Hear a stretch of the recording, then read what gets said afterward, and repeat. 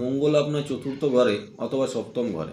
এছাড়া শনি সপ্তম ঘরে অথবা শনির দৃষ্টি পড়ছে আপনার সপ্তম ঘরে।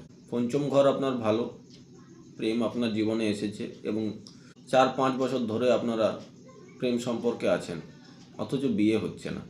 কোনো না কোনো কারণে বাধা আসছে, কখনো পরিবার থেকে বাধা আসছে, অথবা মাথায় কেরিয়ার নিয়ে চিন্তা আসছে, বা কোনো না কোনো কারণে ঝামেলা ঝঞ্ঝট আপনাদের মধ্যে বেঁধে যাচ্ছে।